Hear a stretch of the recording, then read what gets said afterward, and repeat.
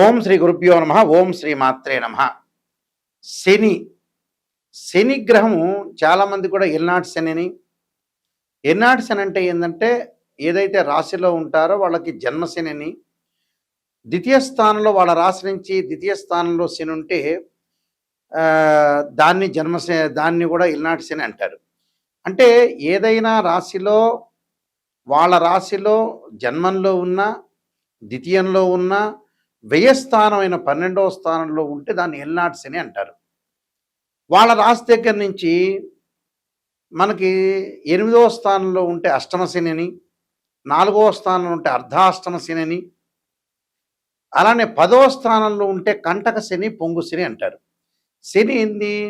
పనులలో కొంత ఆలస్యం జరగటం, ఆయు ప్రమాణం తగ్గటం, ఆరోగ్యపరంగా ఇబ్బందులు, చికాకులు, కోపాలు, ఏ పనులు జరగకుండా ఉండటం, దగ్గరికి వచ్చినట్టు వచ్చి పనులు, అవమానాలు, అనుమానాలు, గొడవలు, తగాదాలు, ధన నష్టము, ఆరోగ్యపరంగా ఇబ్బందులు, అంటే ఇలాంటివన్నీ కూడా చాలా డబ్బు పరంగా మోసపోవటం, ఇలాంటివన్నీ కూడా శని ద్వారా జరుగుతుంటుంది.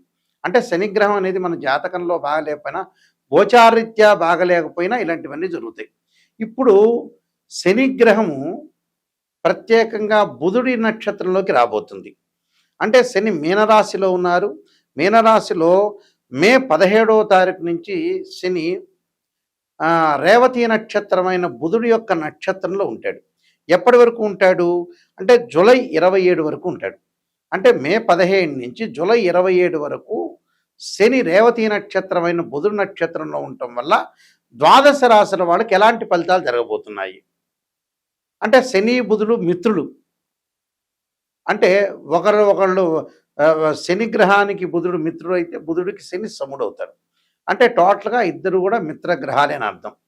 ఈ మిత్రగ్రహాల్లో శని మీనరాశి అయిన గురువు యొక్క రాశిలో ఉండటం, బుధుడు యొక్క నక్షత్రంలో ఉండటం వల్ల ఎలాంటి ఫలితాలు జరగబోతున్నాయి ఒకసారి తెలుసుకుందాం. ఇవన్నీ కూడా గోచారరీత్యా చెప్పబడే ఫలితాలు. మిథున రాశి వారికి దశమ స్థానంలో శని ఉండి ఆ శని రేవతి నక్షత్రంలోకి బుధుడి యొక్క నక్షత్రంలో ప్రవేశం జరుగుతుంది. జరిగినప్పుడు ఎలాంటి ఫలితాలు జరుగుతాయి అంటే వ్యాపారపరంగా లావాదేవీల విషయంలో మెడుకోగా ఉంటారు, ప్రణాళికాబద్ధంగా రూపొందించుకుంటారు, నూతన వ్యాపారాలు ప్రారంభం చేస్తారు, నూతన ఉద్యోగాలకు కూడా వెళ్ళే అవకాశాలు ఎక్కువగా ఉంటాయి. అంటే ఉద్యోగపరంగా ఎలాంటి నష్టము ఉండదు, కానీ భార్యాపుత్రులు సేవకులు పనుల తీర్లలో వాళ్ళు చేసే పనులలో కొంత ఇబ్బందికరంగా ఉండటం, పై అధికారులు రుణ బాధలు, రుణ ఒత్తిళ్లు అధికంగా కావటం, వృత్తి ఉద్యోగాల్లో మార్పులు, చికాకులు కలగటం, అలానే దాయాదుల యొక్క అన్నదమ్ముల యొక్క ఆస్తి పంపకాల్లో కోర్టు సమస్యలు వచ్చే అవకాశం, అలానే ఇన్కమ్ ట్యాక్స్ లాంటి విషయాల్లో కూడా కొంత జాగ్రత్తగా ఉండాలి. ప్రతి పని కూడా కొంత వ్యతిరేకత జరగటం, నిరుత్సాహము, నిస్పృహ, అలానే శక్తికి మించిన పనులు చేయటం, డబ్బులు ఖర్చు అయ్యే అవకాశాలు ఎక్కువ ఉంటాయి. అంటే దుఃఖం కలిగే అవకాశాలు ఎక్కువ ఉంటాయి. అంటే డబ్బు రాదని కాదు, వీళ్ళకి డబ్బు వస్తుంది, అనవసరంగా విచ్చలవిడి ఖర్చు చేయటం, ఫ్లాట్లు కొనాలనుకుంటా వాళ్ళతో వివాదాలు, బిజినెస్ చేయాలనుకుంటారు, బిజినెస్ పరంగా అనుకూలంగా ఉంటుంది. కానీ ఏదన్నా కొనుగోలు చేయాలంటే వస్తువుల గురించి గొడవలు, అధిక ప్రయాణాలు, వాహన ప్రమాదాలు, ఆరోగ్యపరంగా ఇబ్బందులు రాకుండా చూసుకోవాలి. అంటే లౌక్యంగా వెళ్ళాలి, ఆరోగ్యపరంగా ఎలాంటి ఇబ్బందులు జరగకుండా కొద్ది జాగ్రత్తగా ఉండి మెయింటైన్ చేసుకుని ముందుకెళ్ళాలి. గృహ ఉపకరణ వస్తువులు కొనుగోలు చేస్తారు, బంగారు ఆభరణాలు కూడా కొనుగోలు చేసే అవకాశాలు ఖచ్చితంగా ఉంటాయి. నేను కొన్ని పరిహారాలు చెప్పబోతున్నాను, ఆ పరిహారాలు మీరు పాటించండి, మీకు మంచి జరిగే అవకాశాలు ఖచ్చితంగా ఉంటాయి. శని యొక్క దోషం ఉన్న వాళ్ళు ఖచ్చితంగా ఎల్నాటి శని కానీ జన్మ శనిలో ఉంటే ఏం చేయాలి?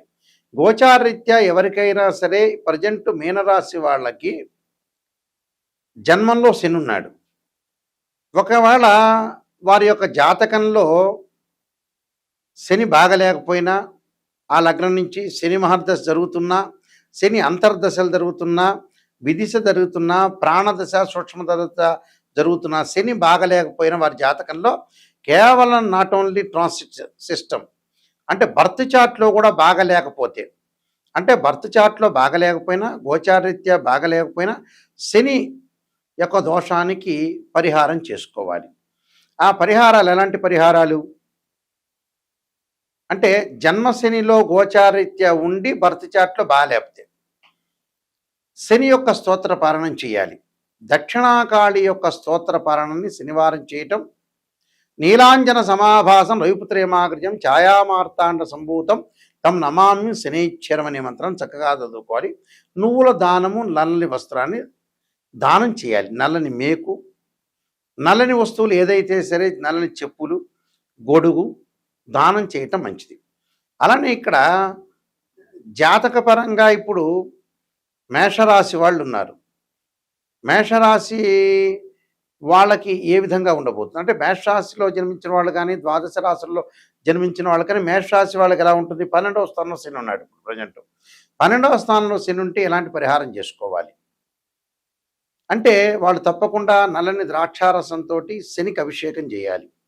నీలాంజన సమాభాసం రవిపుత్రేమాగ్రజం ఛాయామార్తాండ సంభూతం తం నమామి శనైశ్చరమని నల్లని ద్రాక్షారసంతో అభిషేకం చేయాలి. చేయటం వల్ల శని యొక్క దోషం పోతుంది. అలానే కుంభరాశి వాళ్ళకి ద్వితీయ స్థానంలో శని ఉన్నాడు. కుంభరాశి వాళ్ళకి ద్వితీయ స్థానంలో శని ఉంటే ఏం చేయాలి అంటే, శని జపం చేయటం, శనీశ్వరుడు యొక్క తిలలతో హోమం చేయాలి. హోమం చేయటం వల్ల కుటుంబ పరంగా ఉండే కలహాలు ఇలాంటివన్నీ తొలగిపోతాయి. ఆరోగ్యపరంగా ఇబ్బందులు తొలగిపోతాయి. అంటే కుంభము, మీనము, మేషరాశి వాళ్ళు ఇలాంటివి చేయాలని అర్థం. అలానే మిగతా రాశుల పరిస్థితి ఏంటి? మిగతా రాశుల వాళ్ళు ఎలాంటి ఫలితాన్ని చేయాలి అని అంటే, ఇక్కడ అష్టమ స్థానాన్ని తీసుకుందాం. సింహరాశి వారికి ఏ విధంగా ఉండబోతుంది? సింహరాశి వాళ్ళకి అష్టమ స్థానం శని. వాళ్ళు తప్పకుండా శని జపం చేయటం, శని హోమం చేయటం, దాంతోపాటు నువ్వులతో చేసిన, నువ్వులు బెల్లం చేసిన ఉండల్ని తయారు చేసుకుని ప్రధాన అర్చకులకు ఇచ్చి అందరికీ కూడా భక్తులకు వితరణ చేయమని చెప్పాలి. దానివల్ల తొలగిపోతుంది. అలానే 4వ స్థానంలో శని ఎవరికి ఉన్నారు? ధనస్సు రాశి వాళ్ళకు ఉన్నారు. ధనస్సు రాశి వాళ్ళకి చతుర్థ స్థానంలో శని ఉండటం వల్ల వాళ్ళు ఖచ్చితంగా చేయాల్సింది ఏమిటి అని అంటే, నువ్వులు దానం చేయటం, నల్లని వస్త్రము, నల్లని మేకు, నల్లని చెప్పులు, నల్లని గొడుగు దానం చేయాలి. శనికి అభిషేకం చేయాలి. ఎలాగా? నువ్వుల నూనెతోటి, తిలలతోటి అభిషేకం చేయాలి వాళ్ళు చేయాల్సింది. అంటే ఈ చతుర్థ స్థానంలో శని ఉన్నారు కాబట్టి ఈ విధంగా రెమెడీ చేయాలి. అలానే కంటక లేదా పొంగు స్థానం అన్నమ్మ అంటే, వాళ్ళ రాశి దగ్గర నుంచి దశమ స్థానంలో శని ఉంటాం. ఎవరికి ఉంది దశమ స్థానంలో? మిథున రాశి వాళ్ళకు ఉంది. మిథున రాశి వాళ్ళకి దశమ స్థానంలో శని ఉండటం వల్ల వాళ్ళు చేయాల్సింది, శనికి పంచామృతాలతోటి, పండ్ల రసంతో, చెరుకు రసంతో, నువ్వుల నూనెతోటి, తిలలతోటి అభిషేకం చేయాలి. వీలైతే హోమం చేసి నల్ల నువ్వులు, నల్ల వస్త్రాన్ని, నల్లని మేకుని, నల్లని గొడుగుని, నల్లని చెప్పులను దానం చేయాలి. అంటే కుంభరాశి వాళ్ళు, మీనరాశి వాళ్ళు, మేషరాశి వాళ్ళు, మిథున రాశి వాళ్ళు, సింహరాశి వాళ్ళు, ధనుస్సు రాశి వాళ్ళు దానం చేయాలి.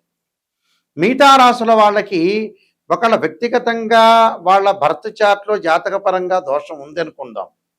అంటే వృషభము, కర్కాటకము, కన్య, తుల,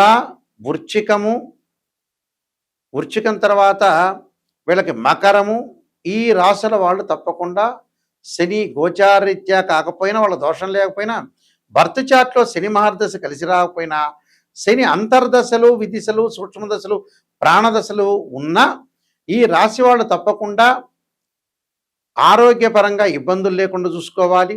శని జపము, శని హోమము, నల్లని ద్రాక్షారసంతో అభిషేకము, నువ్వులతోటి, తిలలతోటి అభిషేకము, అలానే నువ్వులతో చేసిన ఉండలు, బెల్లం కలిపిన ఉండలు తయారు చేసుకుని ప్రధాన అర్చకులకు ఇచ్చి వితరణ చేయమని చెప్పాలి. అలానే ప్రతిరోజు కూడా శనివారం రోజున నీలాంజన సమాభాసం రవిపుత్రేమాగ్రజం ఛాయామార్తాండ సంభూతం తం నమామి శనైశ్చర మంత్రంతో పాటు శనికి అధిదేవతలు, ప్రత్యదేవత, అంతరిక్ష దేవత దక్షిణకాళి స్తోత్రాన్ని పారాయణం చేయాలి. అంటే ఆ పారాయణం చేయటం వల్ల మనకి మంచి జరిగే అవకాశాలు ఎక్కువ ఉంటాయి. అలానే ఆరోగ్యపరంగా ఇబ్బందులు కలుగుతున్న వాళ్ళు శరీరే జర్జరీభూతే వ్యాధిగ్రస్తే కళేబరి ఔషధం జాహ్నవీతోయం వైద్యో నారాయణ హరి మంత్రాన్ని చక్కగా చదువుకోవాలి. ఈ నియమాలు ఇవి పాటించండి. శనివారం రోజున ఉపవాసం చేయండి. వెంకటేశ్వర స్వామిని ఆరాధన చేయండి. వెంకటేశ్వర స్వామిని బియ్య పిండితో 2 దీపాలు పెట్టి చక్కగా ఆవు నెయ్యి వేయండి. ఆవు నెయ్యి వేసి 2 ఒత్తులు వేసి దీపారాధన చేయండి. దీపారాధన చేయటం వల్ల మనకు మంచి జరిగే అవకాశాలు ఉంటాయి. నేను కాలసర్పయోగము, కాలసర్పయోగ చంద్రిక, రాహుకేతులు, ఛాయాగ్రహాలు, బృహత్ పరిహార సింధు, జాతక చంద్రిక, వివాహ మార్తాండము, స్వప్నశాస్త్ర ఫలదీపిక, పుత్ర గణపతి వ్రతము, సర్వదేవతా గోత్రులు పార్ట్ 1, పార్ట్ 2, అలాగే నవగ్రహ దోషాలు పోవడానికి దశమహావిద్యల అమ్మవారి యొక్క పారణము, ప్రొడక్షన్ ఆఫ్ ఆస్ట్రాలజీ, ఇలాంటి నెంబర్ ఆఫ్ ఆస్ట్రాలజీ బుక్స్ రాశాను. ఇవన్నీ కూడా రాజమండ్రి మోహన్ పబ్లికేషన్ దొరుకుతాయి, మా దగ్గర కూడా దొరుకుతాయి. జీవితంలో ఎప్పుడైనా సరే జాతకం తెలుసుకునేటప్పుడు నెగిటివ్ని ఫస్ట్ తెలుసుకోవాలి. నెగిటివ్ని తెలుసుకున్న తర్వాత నెగిటివ్ని మనం పాజిటివ్ చేసుకోవటం ఎలా అనేది ఆలోచన చేసి మనం ముందుకెళ్ళాలి. ఊరికే జాతకం చూపించుకున్నాం, ఏదో మమ్మల్ని పొగిడారా లేదా, మమ్మల్ని బ్రహ్మాండంగా అద్భుతంగా ఈ ఆస్ట్రాలజర్ పొగిడారని ఆలోచన చేయొద్దండి. నెగిటివ్ను తెలుసుకోవాలి.